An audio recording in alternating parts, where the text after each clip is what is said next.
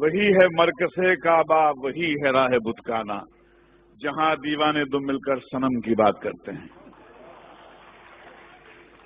جاوید میر صاحب نے بہت صحیح فرمایا کہ مسلمانوں کو سرٹیفکیٹ کی ضرورت نہیں ہے، آپ کسی کے محتاج نہیں۔ میں صرف ایک بات کہنا چاہوں گا جو آپ کے کنکلوژن میں بھی لکھا ہے، ہندوستان کا مسلمان بن جائے، یہ ملک کی تقدیر بدل جائے گی۔ ذرا اپنے اندر کی شدت کو جگائیے بھائی۔ مجھے ایک بات سمجھ میں آئی ہے جتنا میں نے اسلام کے بارے میں پڑھا ہے کہ ڈرا ہوا آدمی مسلمان نہیں ہو سکتا، کیونکہ جہاں ڈر ہے وہاں اسلام نہیں، اور جہاں اسلام ہے وہاں ڈر نہیں۔ جیسے جہاں اندھیرا ہوتا ہے وہاں روشنی ہوتی ہے، جہاں روشنی ہوتی ہے وہاں اندھیرا نہیں ہوتا۔ ایک حدیث مجھے ہمارے دوست محمود مدنی صاحب نے لکھوائی تھی جو میرے کمپیوٹر پہ ہے، انصر اخاک ظالمن او مظلوما، مدد کر، اپنے بھائی کی مدد کر، مظلوم ہو تو مدد کر، ظالم ہو تو مدد کر۔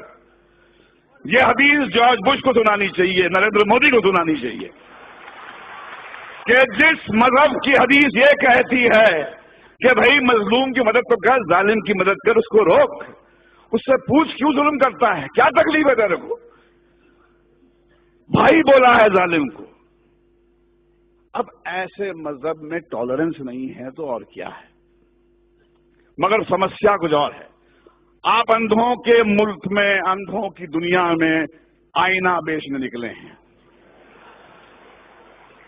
دنیا کا سب سے بڑا دہشت گرد وائٹ ہاؤس میں رہتا ہے، افغانستان کی پہاڑیوں میں نہیں رہتا ہے، اور یہ پورے دنیا کی حکومتیں، یہ 6 بلین لوگ، ان کی جرت نہیں ہوتی ہے کہ جا کے اس جارج بش کو ٹیررسٹ کر کے اس کو پھانسی پہ کے تختے پہ لے جائے۔ میں اوسامہ بن لادن کے خون کے کھیل کو نہیں معاف کروں گا، بشرطے آپ جارج بش کو بھی اسی طرح ٹریٹ کریں۔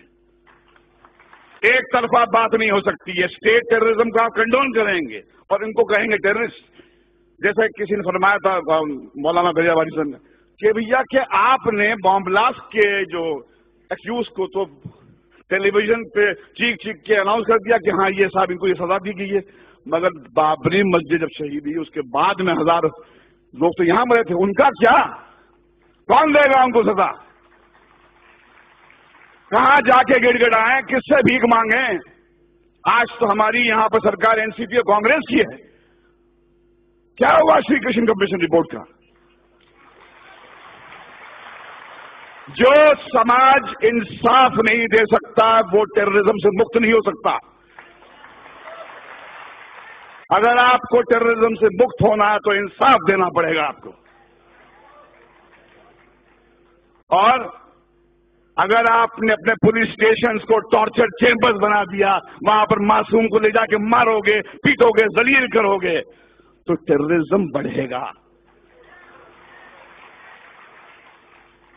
ہمیں ایک ہی بات کرنی چاہیے، وہ یہ ہے کہ ہمارے اندر وہ جرت ہونی چاہیے۔ حدیث آپ کی ہے، رسول اللہ نے فرمایا تھا کہ سب سے بڑا جہاد کیا ہے؟